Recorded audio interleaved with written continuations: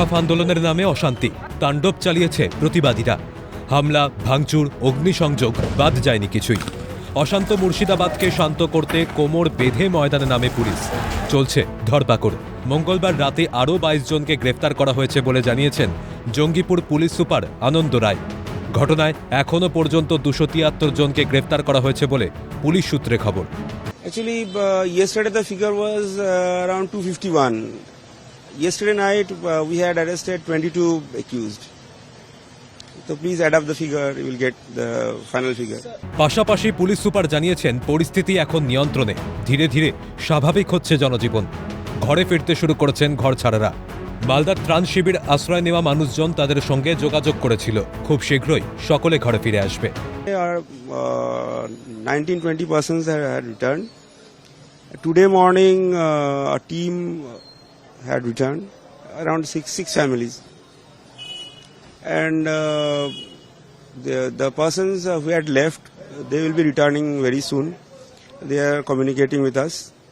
And hopefully after returning I can say the figure.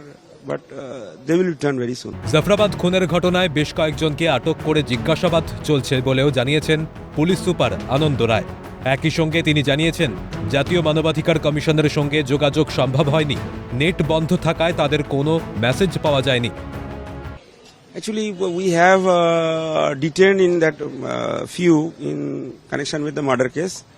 Investigation is on. After being satisfied, they will be arrested and forwarded before the court. So my last question is that any intimation you got or police department got from NHRC that they will visit over this violence place? Actually, because of the net issue, I haven't seen any messages or communication from NHRC. অশান্তির ঘটনা খতিয়ে দেখতে অতিরিক্ত police সুপারের নেতৃত্বে seat গঠন করল রাজ্য পুলিশ।